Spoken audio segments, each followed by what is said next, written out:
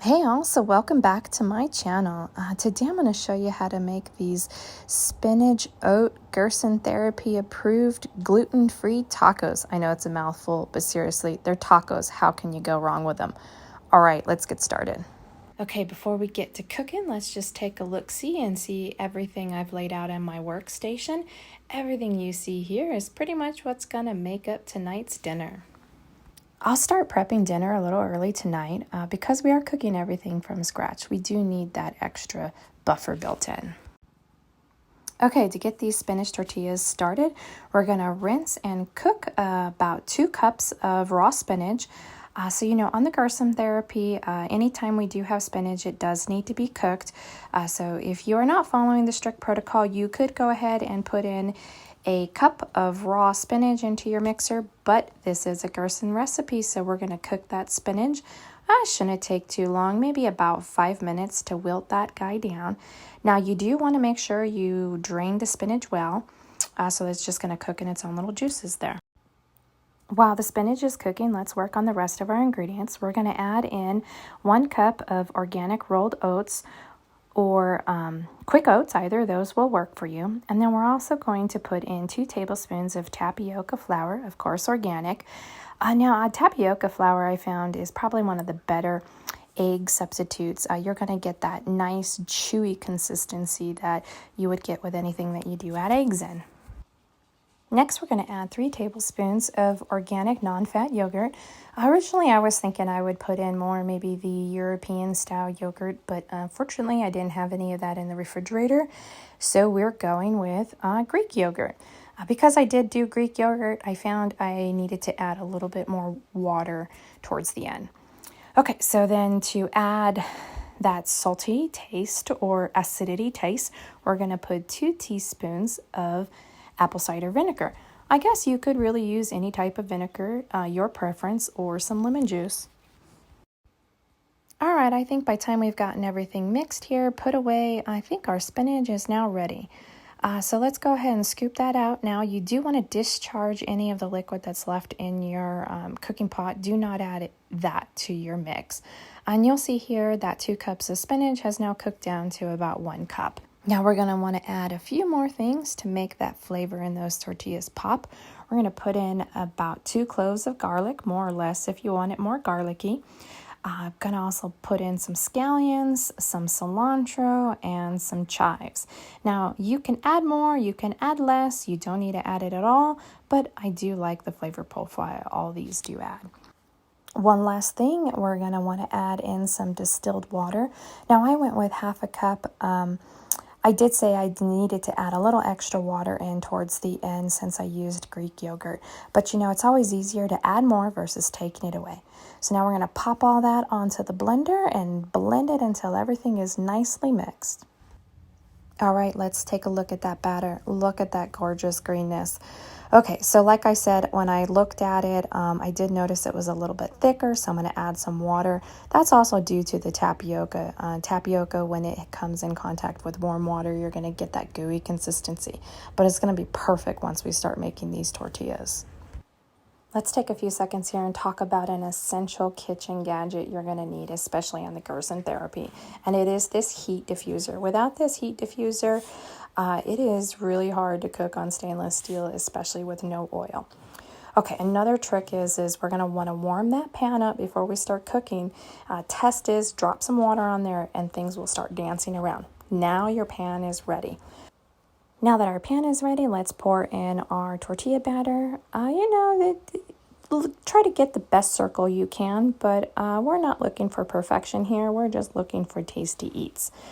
Because this batter was thick, I did need to kind of go over it and smooth it with a spoon. Later, you'll see I'll add more water to fix that problem. Key with making these tortillas is once you've laid your batter, you want to let it cook. Just cover it up and cook it for, I'd say, anywhere from 3 to 5 minutes. Once you kind of see the bubbling on the top and you can see that the sides are starting to lift away, you do want to gently with a spatula start lifting that tortilla from the frying pan. Now, if you get a little bit of resistance, just turn and go to the other side. If not, you're going to get kind of sticky, gooey tortilla batter on your pan and on your spatula. Before we attempt to flip that tortilla, after you've gently peeled it off the pan, you do want to give it another minute or two of cooking just to ensure that nothing sticks. There we go. See, that was a perfect flip, nothing sticking. Okay, now we're going to cook for another 3 to 4 minutes until we're done. The easy test to see if your tortilla is done is you'll be able to turn it easily with your hands, no problem. This batter recipe is going to make about 5 taco sizes, so don't worry if the first one doesn't turn out quite right. You still have 4 more to go, so you have 2 dinners, 2 tacos one night, and you can finish it up the next night. So, as I did mention earlier, my batter was on the thicker side. Easy fix to that is just add a little bit more distilled water until you get the consistency that you're happy with. This consistency was the easier one to work with because it didn't require that extra step of needing to smooth it out with a spoon. But either consistencies made perfect tortillas. Okay, so just to remind you one more time, I really think is the most important thing about cooking these little green guys.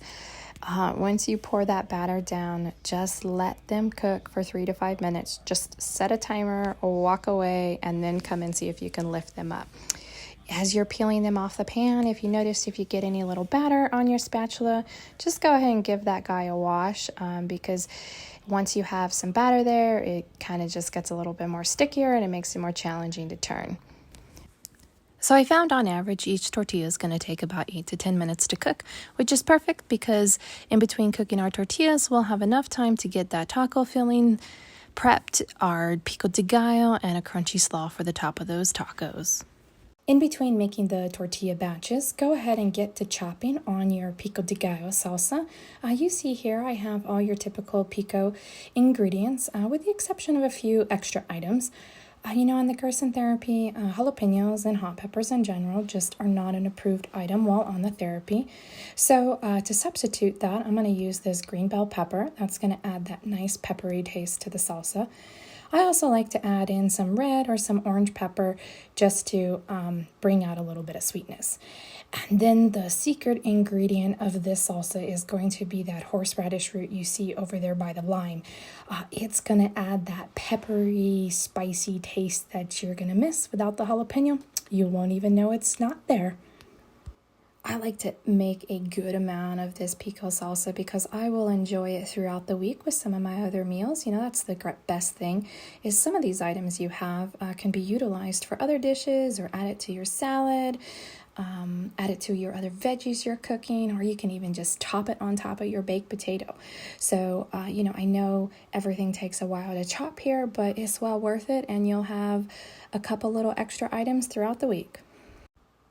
I mentioned earlier that I used mostly your typical pico de gallo ingredients, with the exception of these few extras like that horseradish right there. But I'll just go ahead and recap and list everything that I did have in the salsa.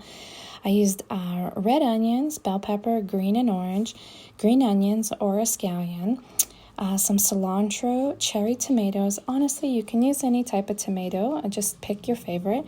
Garlic, horseradish as I mentioned earlier, lemon and lime juice, and a splash of flax oil.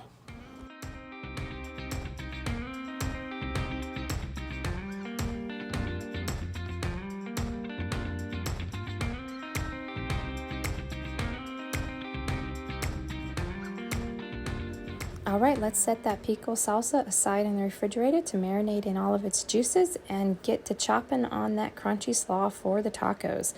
I also like to make extra slaw because I'll enjoy this as a side salad with my dinner.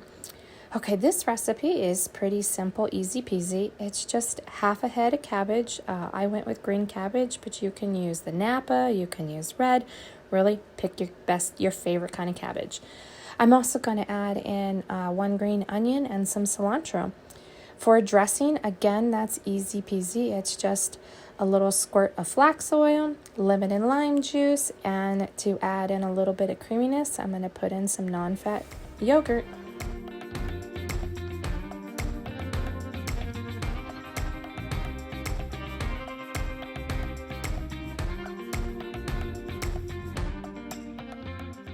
crunchy slaw is ready, our pico is ready, so now we just need one more item, and that is going to be our taco filling.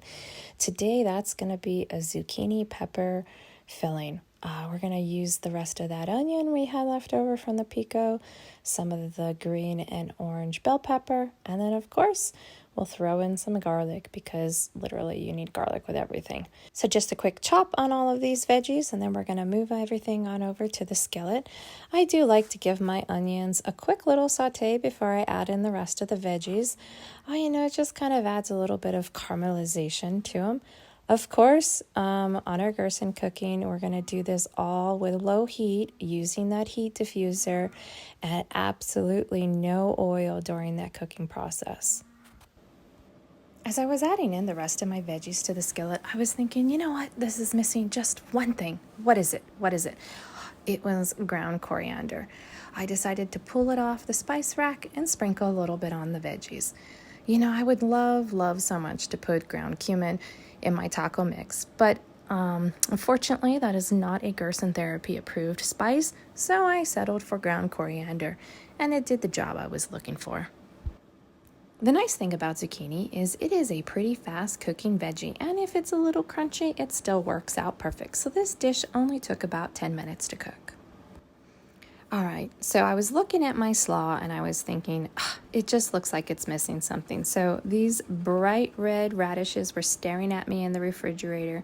I pulled one out, chopped it up, put it into the slaw just to add a hint of pepperiness to it. All right, well, I think that's a wrap. Let's go ahead and plate our dinner. Let's get our special soup in our soup bowl. And let's take a look at those gorgeous green tortillas. Wow. I think these are probably the best ones that I've made so far. That tapioca flour certainly is key. It's made them super flexible. Nothing is cracking. They're incredibly moist and so chewy. Just perfect. Okay, time to stop talking and time to start filling tacos with that gorgeous little green zucchini filler, our fabulous pico salsa, and that crunchy slaw. All right, everyone, thank you so much for watching. I certainly hope that you've enjoyed this recipe, and to happy healing. Bye-bye.